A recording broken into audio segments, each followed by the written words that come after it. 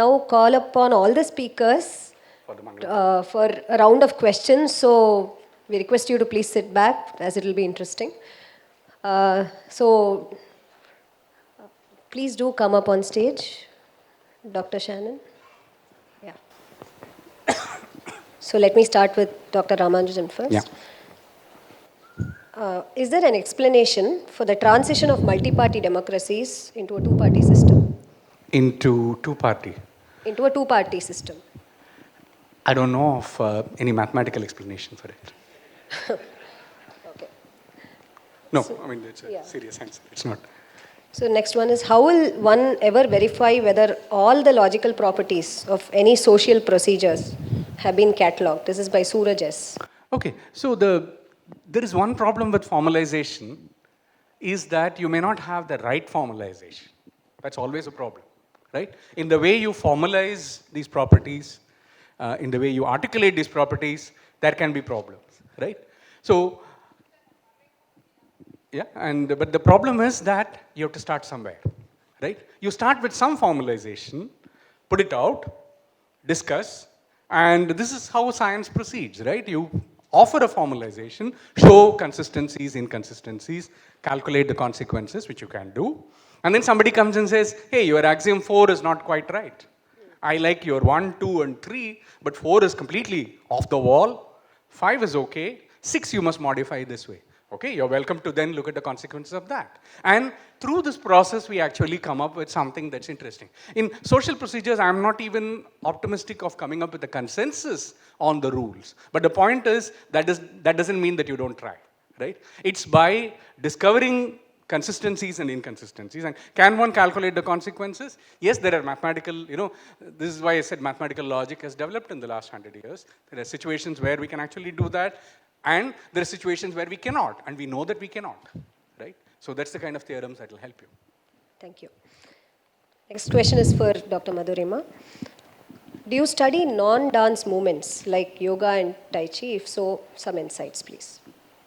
This is by Mr. Pramod Hariharan. Well, I don't. I mean, that's a simple answer because my interest has been only in dance, and actual analysis I have only begun with dance movements, and that itself I think is quite a bit on my platter. So the simple answer is no. But I guess one thing that I would like to state is we need far more number of participants into this game, because as far as traditional art forms are concerned, whether it is folk or yoga and Tai Chi or classical dancing, not much of analysis has happened.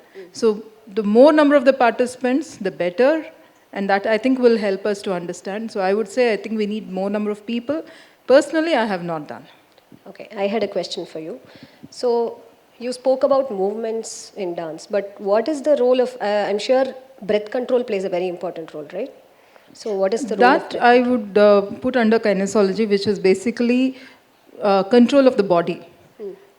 So that comes under muscle control, body control, and that's a completely different game, and it's a game changer because the control that a performer has on his or her body is far superior to the laws of physics, and that's possibly one of the takeaway points that I was trying to make.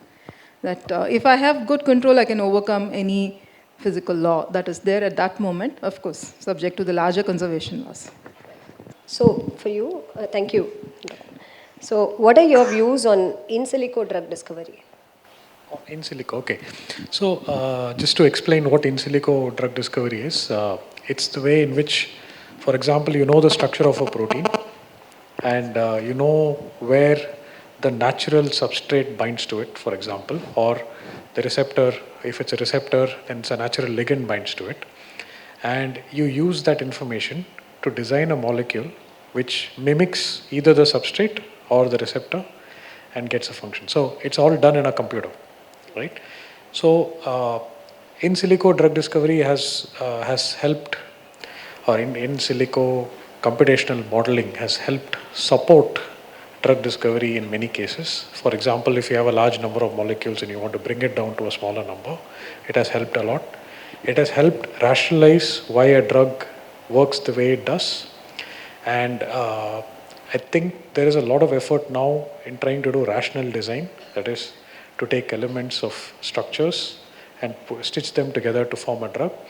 That is, I think, perhaps over an optimistic view is that perhaps over the next few years you will see something coming out of it. But in silico drug discovery has a lot of, I think pharmaceutical industries have invested a lot of money in silico drug discovery. So, Thank you. So for Ramanjan sir again. Uh, this is from me. So logical properties of any social situation might change with time. Any of these are very realistic situations which change with time. So we would also need to make sure that the theory does not, should remain as unchangeable as possible, or? Not at all.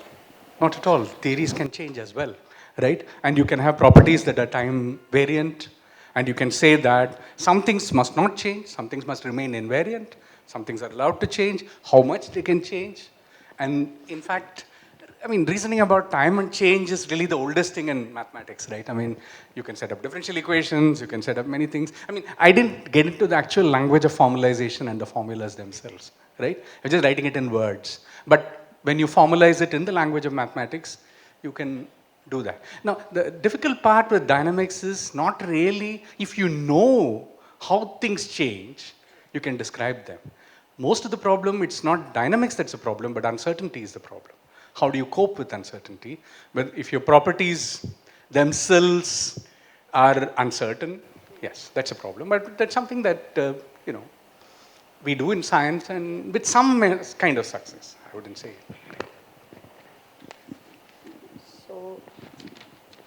So the association of music with respect to dance. Comments on how music movements are used to reflect the pace of the music. That's an entire question in choreography, and that is what describes the artistic persona. This is the reason why no two choreographies look alike. And I guess this is the hallmark of Indian performing arts, where Manodharma has a very huge component, that the choreography really depends on the performer and the person who's choreographing. So in practical terms, I mean, you could have a Moonang Kalam, third Kalam Jati, but the performer could either be performing at full pace or do a complete antithesis and go really slow on it. Showing muscle control, because it takes a lot more control to stay in a position. That, I guess, depends on the performer, and that's what performance is all about. And that's the reason why, ultimately, the art form can't be broken down into equations. Another question. So in music, there is a component of consonants, right? So samvadi, right? The sapa, sama relationship. So is there anything like that in dance, like the combination of certain movements are more appealing aesthetically than others? Anything specific and fundamental? I remember seeing this little piece on what was called millennial adavas. A new kind of choreography where unexpected movements were. This is from one of the Natyakala conference performances, where while we think that certain things are samvadi in movement, that is, if you go to a takadimi, like go down and to a mandi, and you expect that an aramandi would be a natural progression to it, there are recent adava patterns where you go from the floor to a complete standing or even to a rotation. It challenges the dancer, but it's something which is unexpected. I guess, like in music, ultimately what works out is when you see it, if it looks good or not. Because even in music, while there are rules, ultimately it depends on the performer. Dr. Ramanujam, so since mathematically perfect society cannot be, so what's the next best solution? Oh, can I phone a friend? Okay, so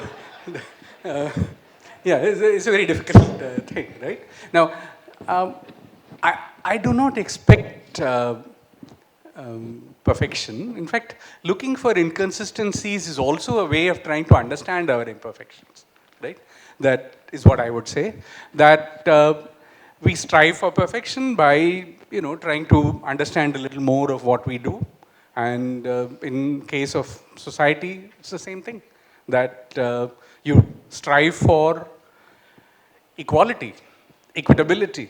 Now, these are all things that you strive for, right? If if there is no perfect society, the next best. If there is no next best, next best, right? Next best. I don't want to give up on that. Thank you. Okay, so thank you, sir. The last question for you. Okay, I thought I was Actually, off the. No. last two questions, if I can add one of my own. Okay. So one question from the public Yeah. Sorry. is... You have a question? Okay, fine. There are two. Oh, three there more are too questions. many. Okay, I think we really have to move on. It's like we have to end by 8. So you can discuss with them later. Sorry? Yes, you can write them the questions. Yeah, sure. So, could you put that slide? Yeah, so you will get the Facebook and Twitter accounts. You can send it to that, or you could also interact with them in person. Sorry? Yeah. Oh. But We somebody is wish going we to- had time to cover all of them. Yeah, but we'll be around after the. Yeah. So you can Yeah, interact with them welcome to after ask off us. stage. So. Okay. So could you brief us on how to prevent antibiotic triggered immune reactions like Stephen Johnson syndrome? I don't know anything about it. Next question, please. Okay, my question then. Yeah. Sorry. So these traditional medications that we have. Yes. So what are your views on that? Is it psychological or a combination of psychological and actually working? Well, you mean the placebo effect? That is the placebo effect is when a person is given a placebo in a clinical trial, and the person seems to display or some improvement in symptoms over time, although the person was not given a drug. So that is common or not uncommon in certain disease states, like associated with pain and so on. But it's not that somebody who has a major bacterial infection is going to get cured by a placebo effect. It's unlikely. But coming to your question about traditional medicine, I can give you one example of artemisinin, which is derived from from a Chinese herb. And a few years back, the Nobel Prize was awarded to the person who discovered this drug. And it grows, this plant or shrub grows under stress conditions to produce the active ingredient. But if you grow it in a nice pot somewhere, very happily, it doesn't produce it. So this tells us that certain drug molecules or drug-like molecules are actually produced under certain specific conditions in certain plants. And so when we are evaluating traditional medicine, which are derived from plants, when we don't know what the active ingredient is, or it consists of 7 ingredients which can vary in combination, you as a mathematician can figure out that it's difficult to follow it. Right? So that's all I can tell you at this point. I'm not saying it's going to work, it's not going to work, because like I was telling somebody, I just got a call last week from somebody saying that, oh, I took this medicine from a homeopath. For the past 4 years, I've been fine. So I don't know whether it's correct, wrong. It's the individual's experience, right? But like I said, the rational way of looking at it is to identify the small molecule, which is going to cause the effect. And that's what, at least, I'm used to doing. Thank you. Thank you to all the speakers, Dr. Shannon Olson, Dr. Harina Chakrapani, Dr. Madhurima, and Dr. Ramanujan for those wonderful talks. My apologies for not being able to ask all the questions. I really wish we had time, but you can always interact with them off stage. And I would just like to thank all the IMSC staff, the faculty, the students, volunteers, people connected with the media for being with us all through this, especially Varuni, Rahul Siddharthan sir, and Vishwanathan sir for putting the whole show together. Thank you so much. And thanks to the ACJ, Asian College of Journalism students, for the wonderful press coverage. And also to all our canteen staff for the refreshments, the cake and the samosa that we got. So, and thank you all for being such a patient audience and such an interactive audience. We hope to come back next year also. So, thanks a lot and good night.